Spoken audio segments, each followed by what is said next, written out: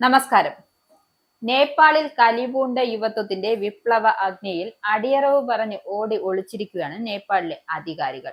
ഈ സമയത്ത് അടുത്തതായി നേപ്പാളിനെ ആര് നയിക്കുമെന്ന ചോദ്യമാണ് ഉയർന്നു വരുന്നത്. മറ്റാരുമല്ല, മക്കൾ രാഷ്ട്രീയത്തിന് നേപ്പാളിൽ പൂർണ്ണമായും ഫുൾ സ്റ്റോപ്പ് ഇട്ടുകൊണ്ട് ഉയരുന്നത് റാപ്പർ ബലേൻ എന്ന പേരാണ്. ഒരിക്കൽ റാപ്പ് ഗാനങ്ങൾ പാടി നടന്ന ബലേന്റെ ശരി പേര് ബലേന്ദ്ര ഷാ എന്നാണ്. നിലവിൽ കാഠ്മണ്ഡു മേയറാണ് ഈ 35-കാരൻ. അടുത്ത പ്രധാനമന്ത്രിയായി ജൻസി വിപ്ലവകാരികൾ ഉയർത്തിക്കാട്ടുന്നത് ഇദ്ദേഹത്തെയാണ്. രാഷ്ട്രീയത്തിൽ ഇറങ്ങുന്നതിനു മുന്നേ നേപ്പാളിലെ ഹിപ്ഹോപ്പ് ഗാനരംഗത്ത് സജീവമായിരുന്നു. അഴിമതി, അസമത്വം എന്നിവയ്ക്കെതിരെ പാട്ടുകൾ എഴുതിപ്പാടി. 2022 കാഠ്മണ്ഡു മേയർ തിരഞ്ഞെടുപ്പിൽ സ്വതന്ത്രനായി മത്സരിച്ചു. 61,000-ലേറെ വോട്ടിന് വിജയിച്ചു. ജൻസി പ്രക്ഷോഭങ്ങൾക്ക് ബലേൻ ഐക്യദാർഢ്യം പ്രഖ്യാപിച്ചിരുന്നു. പ്രക്ഷോഭത്തിന് ഇറങ്ങുന്നവർക്ക് പ്രായപരിധി നിശ്ചയിച്ചിരിക്കുന്നതിനാൽ തെരുവിൽ ഇറങ്ങാത്തതെന്നാണ് അദ്ദേഹം ഫേസ്ബുക്കിൽ വ്യക്തമാക്കിയത്. ഒലിയുടെ എതിരാളിയാണ് ഈഷ. അദ്ദേഹത്തെ പരസ്യമായി അഴിമതിക്കാരനെന്ന് വിളിച്ചിട്ടുമുണ്ട്. 28 വയസ്സിന് മുകളിലുള്ളതിലാണ് പ്രക്ഷോഭത്തിന് നേതൃത്വം നൽകാനുള്ള ജൻസിക്കാരുടെ അഭ്യർത്ഥന അദ്ദേഹം നിരസിച്ചതും. പകരം പ്രക്ഷോഭം സ്വയം നയിക്കാൻ അവരോട് ആവശ്യപ്പെടുകയായിരുന്നു. ഫേസ്ബുക്ക്, ഇൻസ്റ്റഗ്രാം, യൂട്യൂബ്, എക്സ് എന്നിവയുൾപ്പെടെയുള്ള 26 സോഷ്യൽ മീഡിയ പ്ലാറ്റ്ഫോമുകൾക്ക് സർക്കാർ വിലക്ക് ഏർപ്പെടുത്തിയതിനെ തുടർന്നാണ് നേപ്പാളിൽ ജൻസി പ്രക്ഷോഭം തുടങ്ങിയത്. പ്രക്ഷോഭത്തിൽ രാജ്യത്ത് ഉടനീളം കുറഞ്ഞത് 19 പേർ മരിക്കുകയും നൂറുകണക്കിന് പേർക്ക് പരിക്കേൽക്കുകയും ചെയ്തു. കാഠ്മണ്ഡുവിൽ മാത്രം സ്കൂൾ, കോളേജ് വിദ്യാർത്ഥികളായ 18 പ്രതിഷേധക്കാർ ജീവൻ നഷ്ടപ്പെട്ടു. തലയോട്ടിയിൽ ഒരു മഞ്ഞയും ചുവപ്പും തൊപ്പി.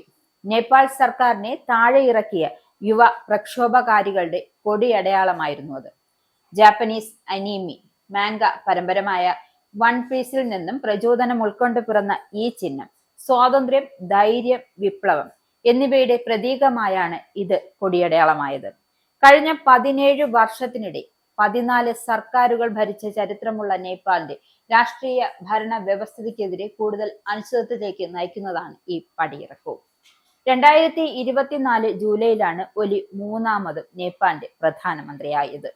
ഒരു കാലത്ത് തന്റെ സുഹൃത്തായിരുന്ന പുഷ്കമൽ ദഹൽ പ്രചണ്ഡയുമായി തെറ്റിദ്ധരിക്കുകയും ദീർഘകാല എതിരാളിയായിരുന്ന നേപ്പാളി കോൺഗ്രസ് പാർട്ടിയുടെ നേതാവും മുൻ പ്രധാനമന്ത്രിയുമായിരുന്ന ഷെയ്ഖ് ബഹാദൂർ ദുബെയുമായി കൈകോർക്കുകയും ചെയ്തായിരുന്നു.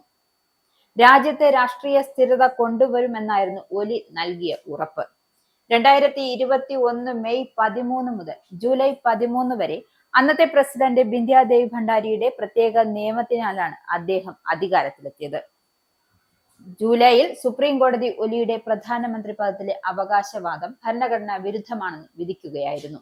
1969 രാജവാഴ്ചയ്ക്കെതിരെയുള്ള ബഹുജന പ്രക്ഷോഭത്തിൽ വിദ്യാർത്ഥി സംഘടനാ പ്രതിനിധിയായി പങ്കെടുത്ത് രാഷ്ട്രീയ പ്രവർത്തനം തുടങ്ങി. 1970 നേപ്പാൾ കമ്മ്യൂണിസ്റ്റ് പാർട്ടിയിൽ ചേർന്നത്. രാജവാഴ്ചയ്ക്കെതിരെയുള്ള കലാപത്തിൽ പങ്കെടുത്തതിന് 1973 1987 വരെ 14 വർഷം ജയിൽവാസവും ജയിൽ മോചിതനായതിനു ശേഷം നേരിട്ട് പാർട്ടിയുടെ കേന്ദ്ര കമ്മിറ്റിയിലേക്ക് തിരഞ്ഞെടുക്കപ്പെട്ടു. 1991 ആദ്യമായി പാർലമെന്റിലേക്ക് തിരഞ്ഞെടുക്കപ്പെടുന്നതും. 1994 മുതൽ 95 ആഭ്യന്തര മന്ത്രിയായിരുന്നു.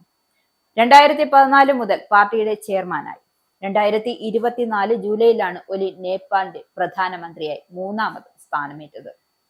കടുത്ത ചൈന അനുകൂല നിലപാടുകാരനാണ് ഒലി. 2015 ഒക്ടോബറിലാണ് ആദ്യം പ്രധാനമന്ത്രി സ്ഥാനത്തെത്തുന്നത്. 11 മാസത്തെ ഭരണത്തിനിടെ ഇന്ത്യയുമായി പലതവണ അദ്ദേഹം മുടക്കി. നേപ്പാളിന്റെ ആഭ്യന്തര കാര്യങ്ങളിൽ ഇന്ത്യ ഇടപെടുമെന്നും തന്റെ ഭരണകൂടത്തെ അട്ടിമറിക്കാൻ ശ്രമിച്ചുമെന്നൊക്കെയായിരുന്നു ആരോപണം. എന്നാൽ 2018 ഫെബ്രുവരിയിൽ 2ാം തവണ പ്രധാനമന്ത്രിയായപ്പോൾ ഇന്ത്യയുമായി അങ്ങടുത്തു. രാജ്യത്തിന്റെ അഭിവൃദ്ധിക്കായി ഇന്ത്യയുമായുള്ള സാമ്പത്തിക പങ്കാളിത്തം ശക്തമാക്കുമെന്ന് വാഗ്ദാനം ചെയ്തു. കാളിന്തി നദിക്ക് കിഴക്കുള്ള ലിബുലേഖ്, ലിംപ്യാരിതി ചുരം, കാലാപാനി എന്നീ 3 ഇന്ത്യൻ ഭൂപ്രദേശങ്ങൾ കൂട്ടിച്ചേർത്ത് നേപ്പാളിന്റെ പുതുക്കിയ രാഷ്ട്രീയ ഭൂപടം 2020 ഇറക്കിയത് ഒലി സർക്കാരാണ്. അത് ഇന്ത്യയും നേപ്പാളും തമ്മിലുള്ള ബന്ധം വഷളാക്കുകയും ചെയ്തു. ഇസ്രായേലിന്റെ 5 സൈനിക താവളങ്ങളിൽ കനത്ത നാശനഷ്ടം. മോദി വെളിപ്പെടുത്തുന്ന ഇന്ത്യയുടെ വികസനത്തിന്റെ മയക്കുമരുന്ന് വിൽപ്പനയ്ക്കെതിരെ ശക്തമായ നടപടിയെടുത്ത് ഷാർജ പോലീസ്.